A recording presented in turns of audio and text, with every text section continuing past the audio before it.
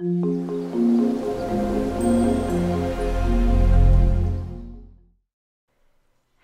and welcome. I'm Jenny Hall. Thanks for joining me for another card making tutorial. Today I'm sharing a card that I will call Build a Scene card. When opened up, a platform comes down and it has the look of a three-dimensional room or a scene that is really easy to build. We'll start off with what the design looks like. I have an A2 sized card base, 4 1/4 by 5 1/2 after it's scored, and there is a platform or a flap that folds down. As you can see, it's not very complicated. There's just any possibilities with this design, and I thought the first card that I would make with this design would be the inside of a room, with the outside of the card be the outside of a house. So the measurements of the card are officially A2, and that would mean that it is 4 1/4 by 5 1/2 after it's scored. But to start with, it's 5 1/2 by 8 1/2 inches wide. We're going to score it at 4 1/4. And then the flap that goes down is, we're going to call it the extending flap. It's measured 4 1/4 by 4 3/4. We're going to score 1/2 of an inch to where once it folds down, it will be 4 1/4. It'll be 4 1/4 by 4 1/4. So this is going to be the part that we scored that attaches itself to the inside of the card base. And I'm going to crease that with a bone folder. This is a very simple concept. You see here where it will attach, and that's as simple as it is. So we're going to use a really strong adhesive in order to make sure this flap stays intact. I'm using here some tear and tape. After it's applied, then I push it down with my fingernails in order to make the contact and activate that adhesive. And then I'll remove the backing tape, and then I will attach it to the inside of the card base down at the bottom. So it's going to go flush with the bottom. So the easiest way I found is to just kind of fold it up in this manner. Make sure that I'm lining everything up across that bottom edge, and then just push it to activate the adhesive, and the base of the card is finished. That's done. Now all we have to do is decorate it in any way that you see that you'd like to decorate a card. I can see endless possibilities with this, but the first one is going to be a Christmas version. So I've got a few pieces that are pre-cut from Festive Farmhouse Designer Series paper, and this paper is still available in the holiday catalog at the moment. It fits really perfectly with this theme. The pieces that I cut are 4 inches by 5 1/4. I thought the inside of the room looked nice with a plaid design, and so I'm using this plaid, and I did make sure that I gave a complimentary look to each one of those panels. The flap is going to measure the piece that goes on it, in fact, is 4 inches by 4 inches. So all of the DSP pieces that are cut are 1/4 of an inch smaller than the piece they're going on to. I've grabbed a set of dies called In the Woods Framelits, and more of the Designer Series paper from that same paper pack called Festive Farmhouse, and I'm going to die cut 3 trees that are this really pretty, I think it's old olive, and there's going to be 3 of those, and then I'm going to score them each vertically and then fold it in half.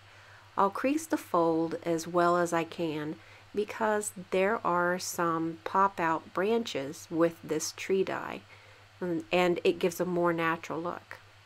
So we are creating a 3-dimensional tree. Isn't this the coolest? I just love this little tree. So to do that, we're going to take those creased lines and adhere them to each other, and because this die cut is pretty much symmetrical on both sides, then it fits together almost perfectly.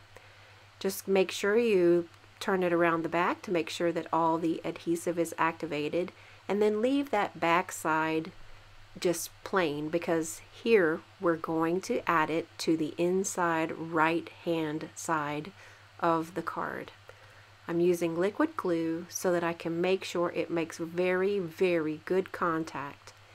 I'm making it appear just a little bit above where the base of the card floor is, and you can see here, once it's dry, I can fold those pieces out and it will allow the card to shut completely flat. Here are some images from the Farmhouse Christmas stamp set. I've stamped in Memento Tuxedo Black, which is an ink that's friendly to the Stampin Blends markers because they are alcohol markers.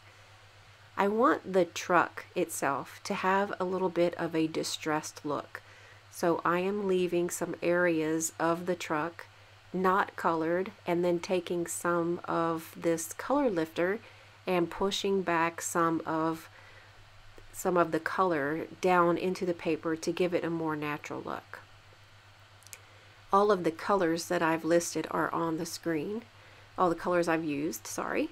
And for the farmhouse itself, I'm going with more or less a white house, and in order to make something look white and not look washed out with no color, then there have to be some natural looking shadows added. So the first thing I did was go around all of the different lines with a very light touch to the light smoky slate, sorry. And then I'm adding all of the little touches from there, such as the shutters and the inside light of the windows. There are coordinating dies for the truck and for the farmhouse, which I'm really excited about, and it just is a breeze to die cut those out. Having the dies on hand is always helpful. One of the sentiments from that set is a nice, very small sentiment, so I've stamped it and die cut it out. Now this is the sentiment on the inside of the card. So I'm stamping it 2 times. I'm stamping it once onto white and once onto gray. And what's going to allow me to do is this little flagged stitched banner comes in the Festive Farmhouse bundle. It's just so perfect. So the way that it was designed, I'm guessing, because this is the way I'm using it, is that it creates more like a medallion. And that's going to be just a little step up for our sentiment. I apologize for the lighting in the video. I was having some problems at this stage with my camera. So also in that same die set that goes with the Farmhouse Christmas bundle is this little square that has 6 bows, and it cuts out 6 bows all at once. I thought that would be a nice touch because they are perfectly in proportion to the tree and to all the other items that I'm using for this project. So I'm adhering some of them down directly to that little 3-dimensional tree. And as you can see here, I showed a couple of options on how we can add some sparkle to the Christmas tree. I ended up going with rhinestones, thinking they would look the most, I guess, like the lights on a Christmas tree, but as less distracting than pearls, and they might be a little less profile. Because this card is already bulky, I don't want it to be overly bulky. So to create some garland on the inside, like a swag, which is just perfect for Christmas, I've got silver and white baker's twine. And as you can see, I'm just using 2 of these bows. I start out by putting a little piece of glue on the back. I sandwich in that piece of twine and then lay another bow on the top. Now to adhere the swag to the inside of the card, I'm using mini glue dots. The mini glue dots are perfect to be able to get a really tacky and strong adhesive in just the areas that I need to have. And if it happens that I have a little bit of an area that's not covered by the string, I can use my embossing buddy bag and rub it over that tacky adhesive, and it takes the stickiness away. So if you've never used your embossing buddy in that way, then that might be an idea for you. Now I'm going to add more mini glue dots and kind of wrap in the ends of the twine and put another bow on it. And that just kind of anchors everything down to the card, because these bows will not come away, but the bows that are on the actual swag, the three that hang down, those are, you can pull them up, you can like turn them every direction, and because there is a bow on both sides of that string, then it can flip around and it's not going to look like it's backwards. It just worked out perfectly that way. Sometimes things don't often work out perfectly, but I was really happy with this way. So you can see now we are starting to shape up to our holiday scene inside this little farmhouse. So I'm using a 2-inch circle punch and another piece of cherry cobbler cardstock. I have a pearlized doily that is cut in half, and this is going to give me the look of a Christmas tree skirt. That's just enough of shine and distraction to make it look like the floor of the room is not empty. I like the look of the wood piece that was in the Festive Farmhouse DSP, so this is just something that's a nice complement. I'm using liquid glue so that I have enough time to wiggle it in just the right place, and now it just positions itself right underneath that tree. It's starting to look like a nice little home scene. I'm using some snail adhesive to attach the medallion down to the inside of the card, and it's really shaping up. And so I'm hoping that this will be a card idea that will lend lots of inspiration and ideas. To decorate the front of the card and adhere those hand-colored pieces, I'm adding a piece of basic black cardstock, just a little strip, and I'm going to adhere that itty bitty tiny sentiment that I stamped and die cut from that matching framelit set. And I figured that the black would be enough to kind of balance out all the colors, as well as it looks like it's a street on the front of the house where the car is, or the truck. I just thought it just kind of worked out really well together, and it doesn't happen often that things just kind of fall into place. So this card just really came together in a very cohesive way, and I'm so pleased with how simple it is, yet it has a lot of thought put into it. I have two of the little bows that are extra, so I thought I would add those to the front of the card and make red into a visual triangle. So it's going to give me the little bows that are on the windows of the farmhouse, and it balances nicely with the red color that's on the truck.